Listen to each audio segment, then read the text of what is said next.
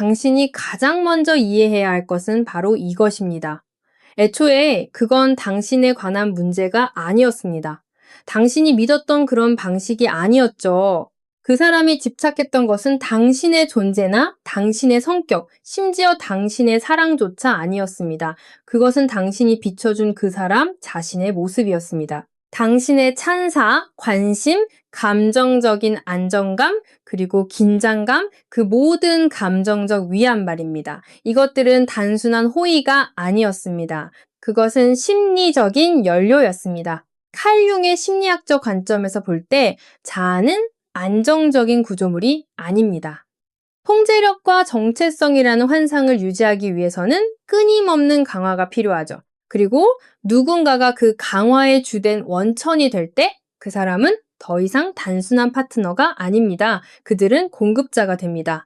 당신은 애정보다 훨씬 더 깊은 무언가의 양분을 공급하고 있었습니다. 당신은 그 사람 내면의 불균형을 안정시키고 있었던 것입니다. 당신이 건넨 모든 칭찬, 당신이 다가갔던 모든 순간, 당신의 가치를 증명하려 했던 그 모든 시간들이 외부의 인정이 있어야만 온전함을 느끼는 그 사람의 모습을 더욱 강하게 만들었습니다. 그리고 시간이 흐르면서 이러한 역학관계는 당신의 눈에 보이지 않게 됩니다. 그저 사랑처럼 느껴지죠? 깊은 교감처럼 느껴집니다. 하지만 현실은 친밀감으로 위장된 의존일 뿐입니다. 자, 바로 여기서 변화가 일어납니다. 분노나 복수심 때문이 아니라 온전한 자각을 통해 당신이 그 자아의 연료 공급을 멈추는 순간 그 환상을 유지하던 당신의 역할이 사라지면서 모든 것이 흔들리기 시작합니다. 환상이 약해질 때 돌아오는 반응은 차분한 자기 성찰이 아닙니다. 그것은 불안, 혼란, 짜증, 심지어는 적대감입니다. 당신이 거두어들인 것은 단순한 관심이 아니라 심리적인 지지대였기 때문입니다. 이 부분이 바로 많은 사람들이 오해하는 지점입니다. 사람들은 한 걸음 물러서면 상황이 명확해지거나 평화가 찾아올 것이라고 생각합니다. 하지만 그 행동이 가장 먼저 가져오는 것은 민낯의 폭로입니다. 당신은 감정적 권력의 불균형이라는 이 관계에 진짜 역학을 보게 됩니다. 그래서 이제 질문은 더 이상 그 사람이 왜 이렇게 반응할까? 가 아닙니다. 진짜 질문은 이것입니다. 애초에 나에게 의존해서는 안 되었을 무엇을 나는 지금껏 지탱해주고 있었던 것일까? 누군가의 자아의 양분을 끊는 순간 당신은 그 사람을 잃는 것이 아니기 때문입니다. 당신은 그 사람의 진짜 모습을 드러내게 하는 것입니다. 그 끊임없는 위안을 거두어들이기 시작하면 훨씬 더 불안정한 일이 벌어집니다. 당신은 그 사람이 단 한 번도 겪어보지 못한 방식으로 침묵하게 됩니다. 그것은 벌을 주기 위한 침묵이 아닙니다. 조종하기 위한 침묵도 아닙니다. 그것은 온전한 자기 통제력으로서의 침묵입니다. 대부분의 사람들은 침묵을 오해합니다. 침묵을 부재라고 생각하죠. 하지만 심리학적으로 침묵은 굴복하지 않고 존재하는 방식입니다. 그것은 당신이 자신을 변호하기를 멈추고 당신의 의도를 해명하기를 멈추며 당신에게 쏟아지는 모든 감정적 동요에 반응하기를 멈추는 순간입니다. 그렇게 함으로써 당신은 당신을 통제하던 바로 그 메커니즘을 제거해버리는 것입니다. 칼 융의 관점에서 볼 때 당신이 지금 목격하고 있는 것은 미지의 것과의 대면입니다. 누군가가 예측 가능한 감정적 반응에 익숙해져 있을 때 당신의 반응은 그들의 심리적 지도의 일부가 됩니다. 그들은 어떻게 당신을 자극해야 할지, 어떻게 다시 끌어들일지, 어떻게 자신의 위치를 다시 확립할지 알고 있습니다. 하지만 당신이 침묵할 때, 진정으로 침묵할 때 당신은 그 지도 밖으로 완전히 걸어 나오게 됩니다. 그리고 바로 그곳에서 불편함이 시작됩니다. 이제 그 사람은 당신을 읽어낼 수 없기 때문입니다. 당신을 예측할 수도 없습니다. 더 중요한 것은 예전처럼 당신에게 영향력을 행사할 수 없게 된다는 것입니다. 당신의 침묵은 그 사람의 통제감을 확인시켜주던 피드백 고리를 끊어버립니다. 이것이 바로 침묵이 위협적으로 느껴지는 이유입니다. 당신이 공격적인 행동을 해서가 아니라 그 사람의 감정적 확신을 유지시켜주던 역학 관계에 당신이 더 이상 참여하지 않기 때문입니다. 많은 경우 이것은 반응을 촉발합니다. 당신의 침묵을 깨려는 시도들이 이어집니다. 당신이 다시 반응하도록 유도하기 위해 고안된 미묘한 도발과 감정적인 고조가 나타납니다. 반응은 곧 익숙함이고 익숙함은 곧 통제이기 때문입니다. 하지만 당신이 흔들리지 않는다면 당신의 침묵이 억누름이 아닌 명확함에서 비롯된 것이라면 무언가가 바뀝니다. 권력의 역학이 다시 균형을 잡습니다. 요란하거나 극적이지 않게 하지만 근본적으로 말입니다. 그리고 이것이 바로 역설입니다.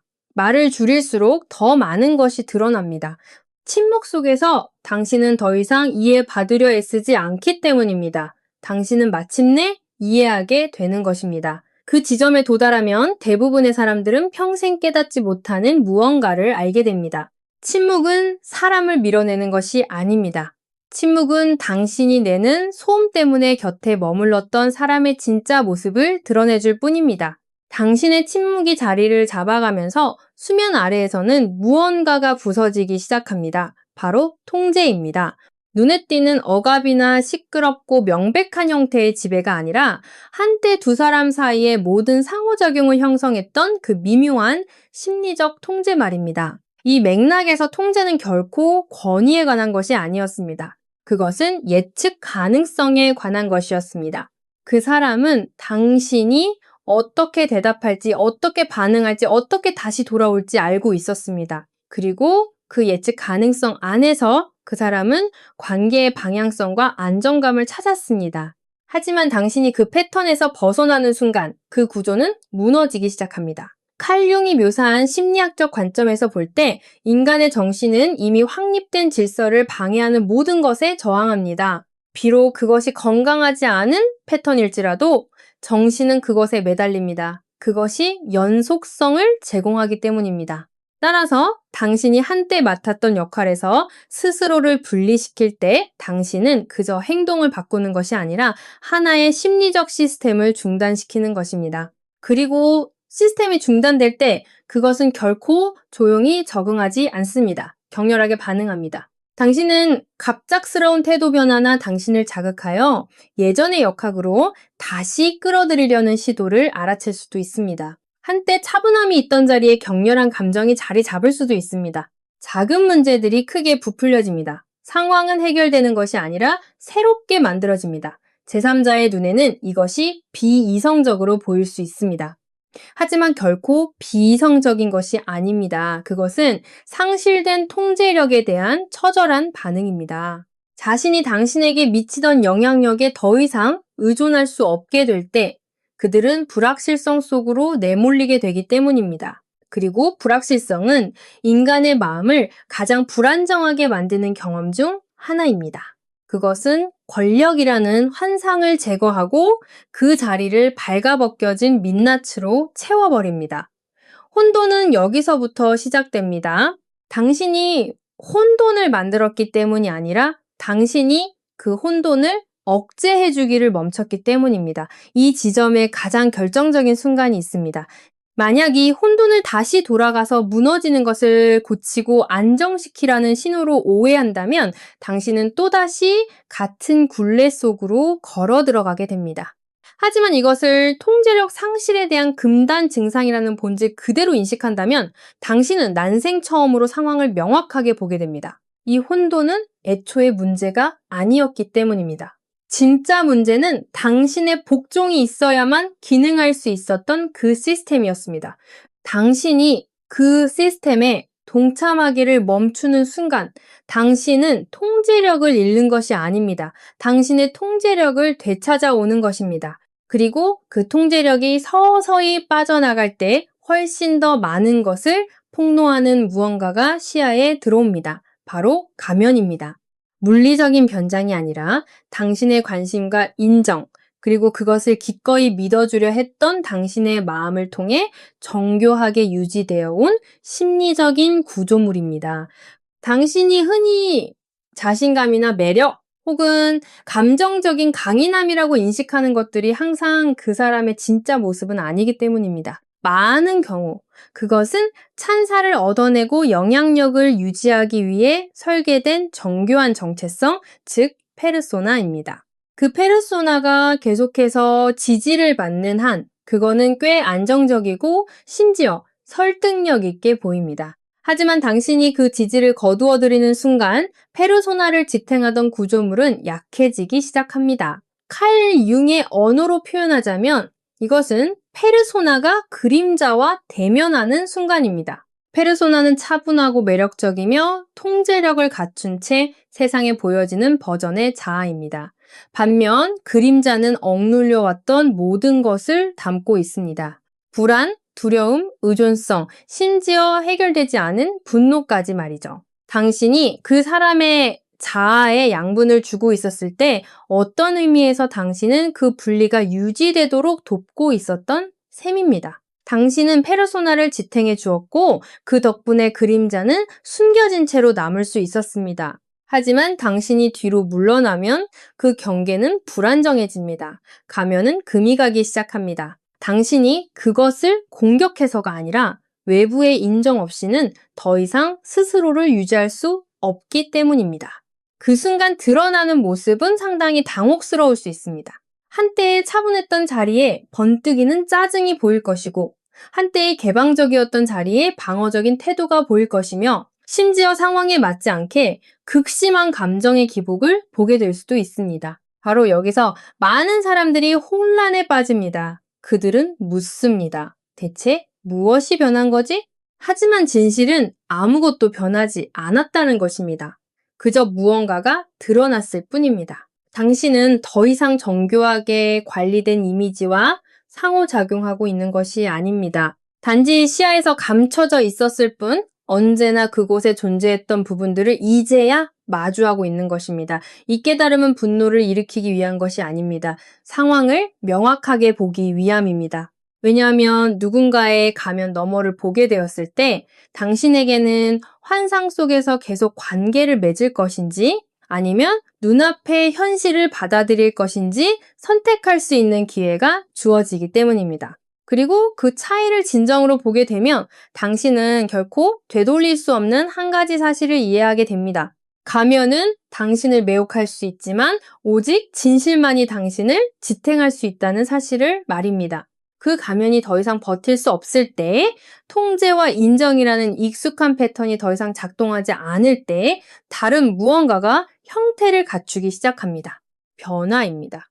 하지만 대부분의 사람들이 기대하는 그런 종류의 변화는 아닙니다. 당신은 자신의 민낯이 드러난 이 순간이 그 사람을 자기 성찰이나 성장 또는 내면의 어떤 교정으로 이끌 것이라 짐작할 수도 있습니다. 하지만 심리학적으로 볼 때 그것이 항상 즉각적인 반응으로 나타나는 것은 아닙니다. 많은 경우 그 대신 나타나는 것은 적응입니다. 진정성을 향한 변화가 아니라 통제를 위한 더 교묘한 전략으로의 변화 말입니다. 자아는 위협을 느낄 때 조용히 소멸하지 않기 때문입니다. 자아는 스스로를 방어합니다. 칼융의 사상에 따르면 인간의 정신은 균형을 추구하지만 그 균형을 얻기 위해 항상 가장 건강한 길을 선택하지는 않습니다.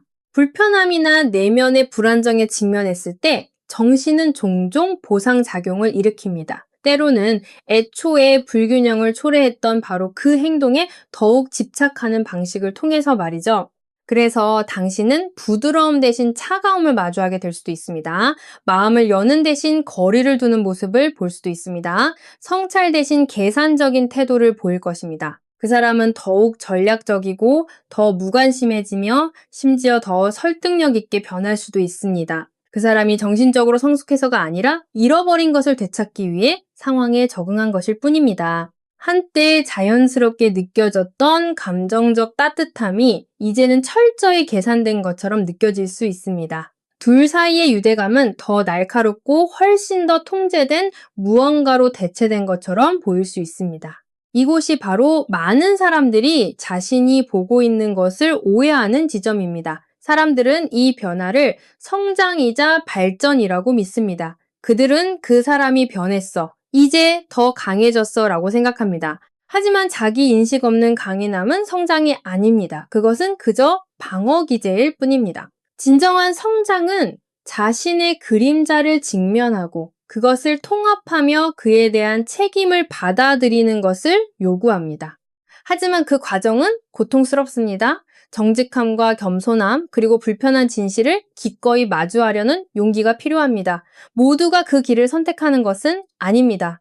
어떤 사람들은 성장 대신 통제를 선택합니다. 그러므로 당신이 목격하고 있는 것은 진화가 아닐 가능성이 큽니다. 그것은 단지 더 세련된 형태의 저항일 뿐입니다. 이때가 바로 당신의 명확한 판단력이 절대적으로 필요한 순간입니다. 방어적인 적응을 진정한 변화로 착각한다면 겉모습만 바뀌었을 뿐인 예전의 그 역학관계로 당신은 다시 빨려 들어가게 될 테니까요.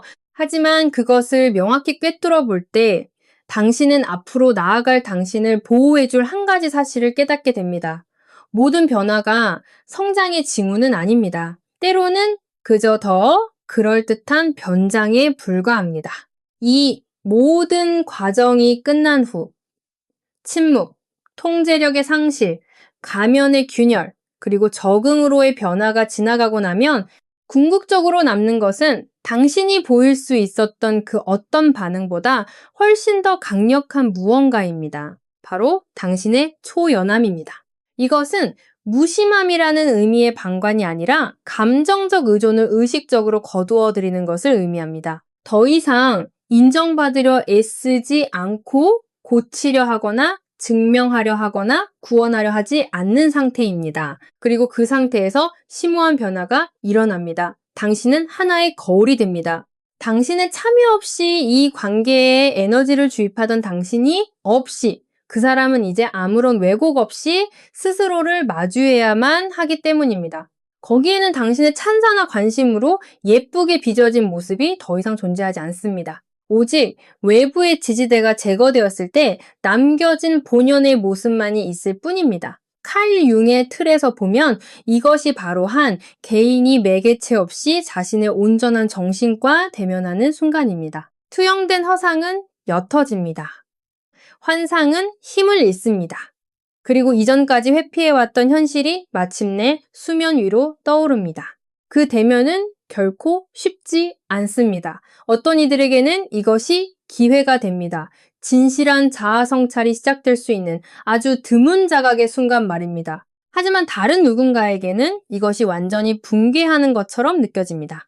왜냐하면 다른 사람의 감정 세계에서 중심이 되는 것을 기반으로 자신의 정체성을 구축해온 사람에게 그 위치를 잃는다는 것은 깊은 공허함을 만들어내기 때문입니다. 그리고 그 공허함은 무언가로 채워지기를 갈구합니다.